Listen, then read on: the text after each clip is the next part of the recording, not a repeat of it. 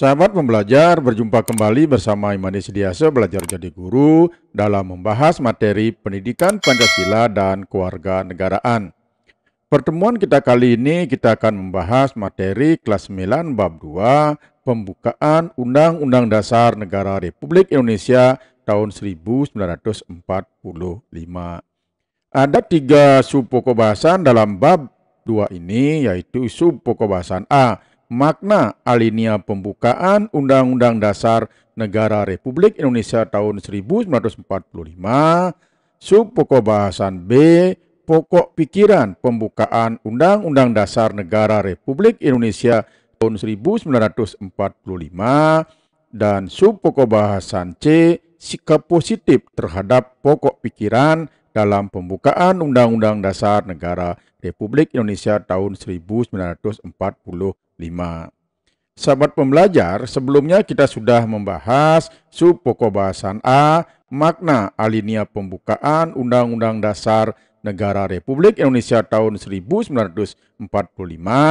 Pada pertemuan kita kali ini kita akan membahas materi sub pokok bahasan B, pokok pikiran pembukaan Undang-Undang Dasar Negara Republik Indonesia tahun 1945.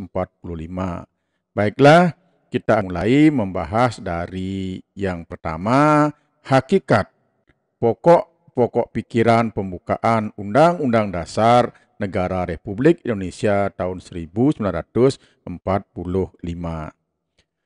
Selain mempunyai makna yang sangat mendalam, pembukaan Undang-Undang Dasar Negara Republik Indonesia tahun 1945 juga mengandung pokok-pokok pikiran.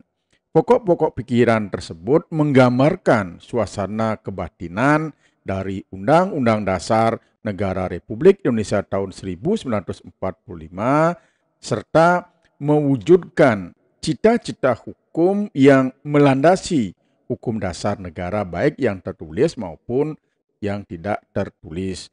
Pokok-pokok pikiran tersebut antara lain yang pertama adalah pokok pikiran negara melindungi segenap bangsa Indonesia dan seluruh tumpah darah Indonesia dengan berdasar atas persatuan atau pokok pikiran persatuan. Pokok pikiran ini menegaskan bahwa dalam pembukaan Undang-Undang Dasar Negara Republik Indonesia tahun 1945 diterima aliran negara persatuan, negara yang melindungi dan meliputi segenap bangsa dan seluruh wilayahnya. Dengan demikian, negara mengatasi segala macam paham golongan dan paham individual. Negara menurut pengertian pembukaan Undang-Undang Dasar Negara Republik Indonesia tahun 1945 menghendaki persatuan. Dengan kata lain, penyelenggara negara dan setiap warga negara wajib mengutamakan kepentingan negara di atas kepentingan golongan atau kepentingan individu. Yang kedua, pokok pikiran negara hendak mewujudkan keadilan sosial bagi seluruh rakyat Indonesia atau pokok pikiran keadilan sosial. Pokok pikiran ini menempatkan suatu tujuan atau cita-cita yang ingin dicapai dalam pembukaan Undang-Undang Dasar Negara Republik Indonesia tahun 1945 serta merupakan suatu kausa finalis atau sebab tujuan.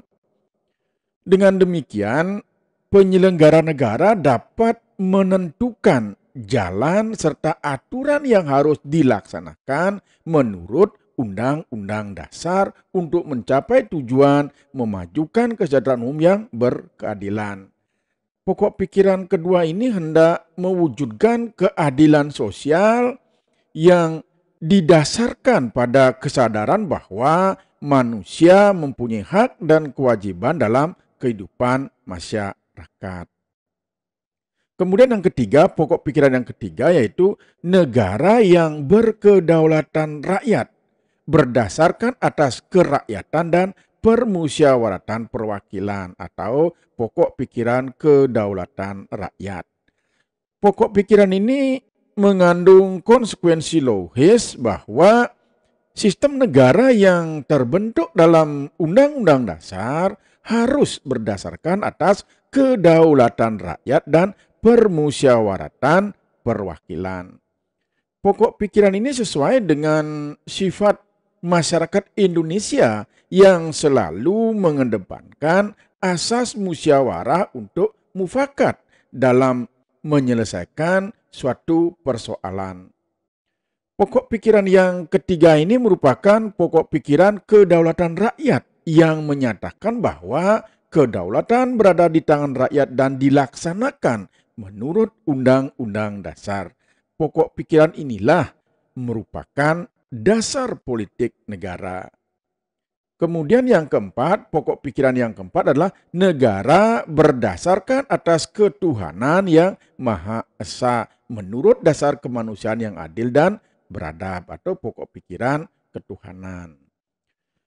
Pokok pikiran ini mengandung makna bahwa Undang-Undang Dasar harus mengandung isi yang mewajibkan pemerintah dan penyelenggara negara lainnya untuk memelihara budi pekerti yang luhur. Hal ini menegaskan bahwa pokok pikiran ketuhanan mengandung pengertian takwa kepada Tuhan yang Maha Esa menurut dasar kemanusiaan yang adil dan beradab dengan menjunjung tinggi harkat dan martabat manusia atau nilai kemanusiaan yang luhur. Baiklah sobat pembelajar, sekarang kita lanjutkan kepada poin yang kedua yaitu arti penting pokok pikiran pembukaan Undang-Undang Dasar Negara Republik Indonesia tahun 1945. Sebelumnya kita sudah membahas bahwa setiap alinea dalam pembukaan Undang-Undang Dasar Negara Republik Indonesia tahun 1945 secara yuridis memiliki makna yang sangat mendalam dan penting.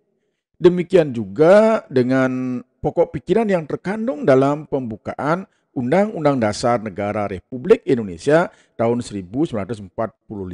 Nah, apabila kita perhatikan bahwa keempat pokok pikiran pembukaan Undang-Undang Dasar Negara Republik Indonesia tahun 1945 ini adalah pancaran dari nilai-nilai Pancasila.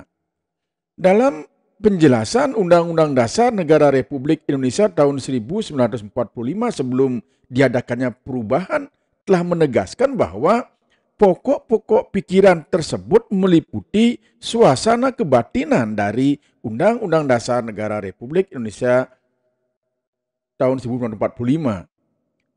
Pokok pikiran ini mewujudkan cita-cita hukum atau ide yang menguasai hukum dasar negara, baik hukum yang tertulis atau Undang-Undang Dasar maupun hukum yang tidak tertulis, yaitu Undang-Undang Dasar yang menciptakan pokok-pokok pikiran ini dalam pasal-pasalnya.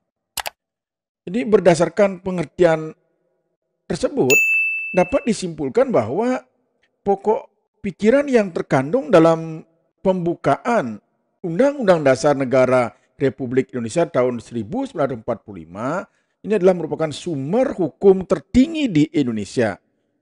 Konsekuensi dari kedudukannya sebagai sumber hukum tertinggi di Indonesia, pokok-pokok pikiran yang terkandung dalam pembukaan Undang-Undang Dasar Negara Republik Indonesia tahun 1945 harus dijabarkan dalam semua peraturan perundang-undangan yang berlaku seperti ketetapan MPR, undang-undang, peraturan pemerintah, dan juga lain sebagainya. Dengan demikian, seluruh peraturan perundang-undangan di Indonesia harus bersumber pada pembukaan Undang-Undang Dasar Negara Republik Indonesia tahun 1945 yang di dalamnya terkandung asas kerohanian negara, yaitu Pancasila. Semangat pembukaan dan pasal-pasal Undang-Undang Dasar Negara Republik Indonesia tahun 1945 pada hakikatnya merupakan suatu rangkaian kesatuan yang tidak dapat dipisahkan. Pokok-pokok pikiran pembukaan Undang-Undang Dasar Negara Republik Indonesia tahun 1945 juga memiliki arti penting dalam konteks hukum dasar.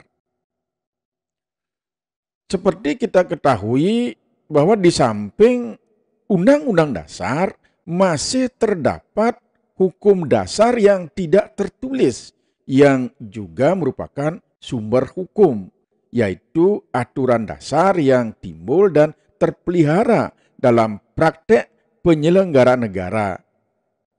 Aturan dasar tersebut yang disebut dengan konvensi atau kebiasaan ketatanegaraan. Jadi konvensi atau kebiasaan ketatanegaraan ini merupakan sumber hukum, yaitu aturan dasar yang timbul dan terpelihara dalam praktek penyelenggaraan negara. Sebagai pelengkap dalam Undang-Undang Dasar, aturan dasar dalam pasal-pasal Undang-Undang Dasar Negara Republik Indonesia tahun 1945 merupakan perwujudan dari pokok-pokok pikiran yang terkandung dalam pembukaan Undang-Undang Dasar Negara Republik Indonesia tahun 1945 yang tidak lain adalah nilai-nilai Pancasila.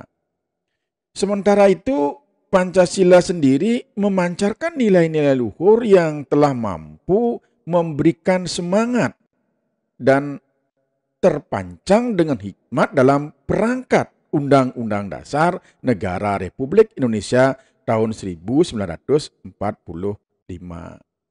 Baiklah, sahabat pembelajar, demikian yang bisa kita bahas dalam bab 2 kelas 9 ini, sub pokok bahasan B tentang pokok-pokok pikiran pembukaan Undang-Undang Dasar Negara Republik Indonesia tahun 1945.